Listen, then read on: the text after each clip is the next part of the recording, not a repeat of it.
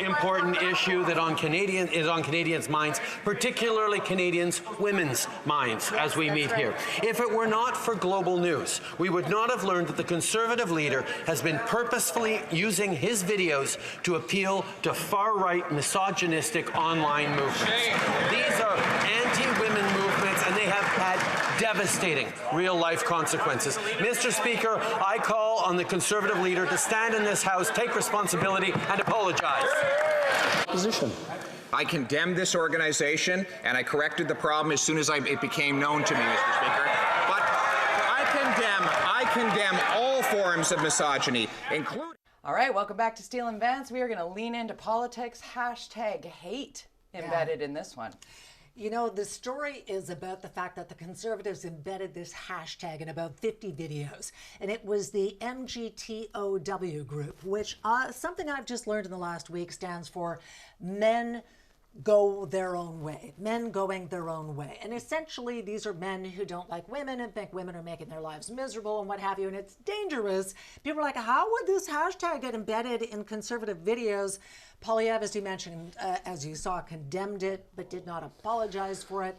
And we wanted to find out more about this group and some of the other dangerous kind of underground misogynistic groups that are there in Canada. Yeah. So our next guest is Brad Galloway, and he is the coordinator of the Centre on Hate, Bias and Extremism.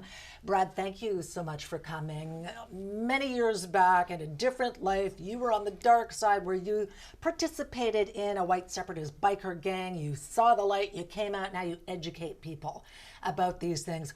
What can you tell us about this group, MGTOW? Yeah, it's. I think the roots of when we talk about extremism, more generally speaking, we look at it, and the roots of right-wing extremism are violent misogyny or misogynistic groups, and in the group I was in, and in the myriad of groups we see out there in Canada today, there is still a misogynic vitriol that's taking up a lot of the space in that area. So. It feels like it's growing at such an exponential rate, or there's been sort of a nod to say, okay, yeah, be that way, show you're that way. What's the allure in drawing people into these groups? What's pulling people in?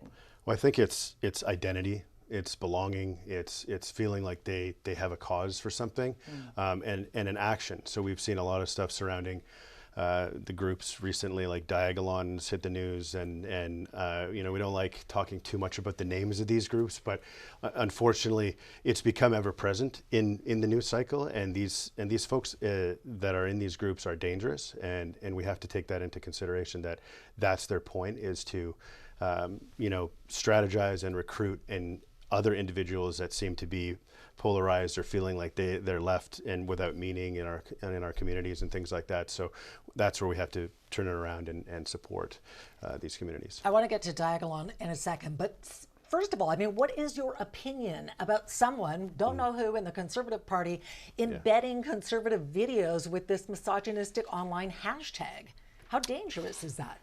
So I usually pit this as, if you're a public figure, and you guys both know very much about this, is if you decide to share any hashtag of any sort, you're going to have a look at it and see what it means. And our media matters, our space matters, particularly when we have a voice out there, we have a following, and particularly politicians. If you're deciding, I'm going to, even if it's a hidden hashtag or a outright hashtag, we want to make sure that we're not sharing these things, and it's unacceptable for somebody with that kind of bandwidth to be, sending out, particularly this group.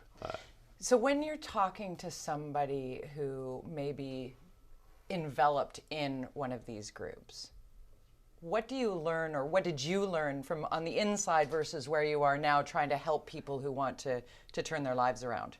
Well, there's a certain fragility to it, right? Because there's something that they felt like they were missing or they lost when they joined these groups, right?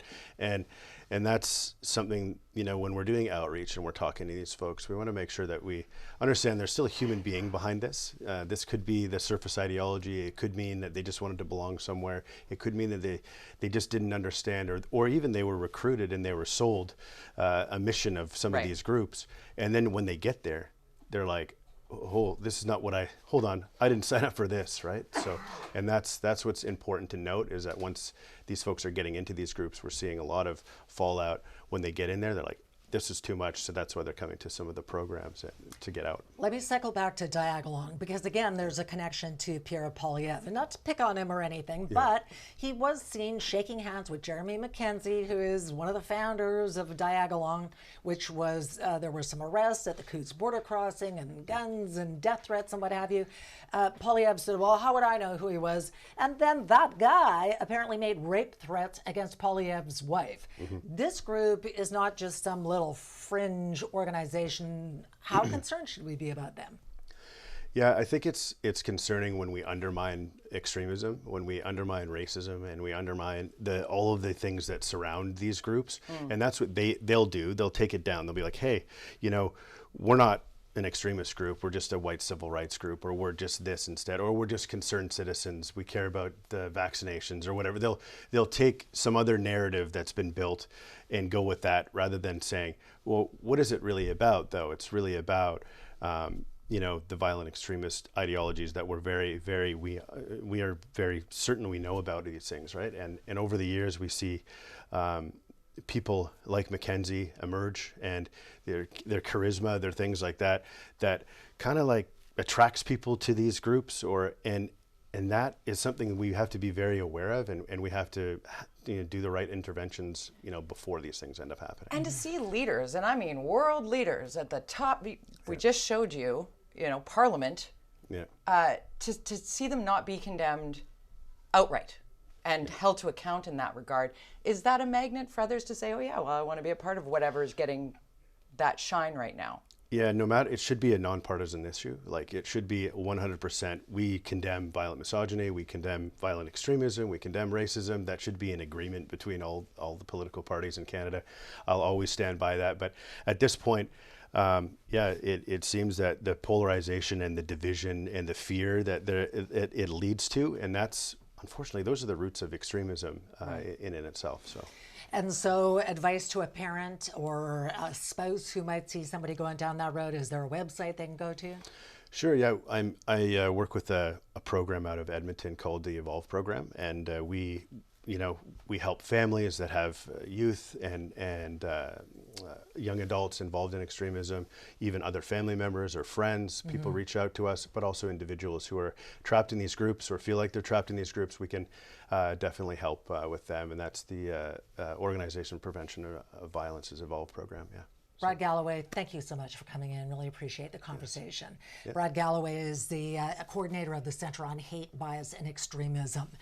Coming up next on Steel and Vance, daycare workers fired for a stupid stunt that terrorized little children. We got a few doozies in our What the Hell is Wrong with People segment coming up next.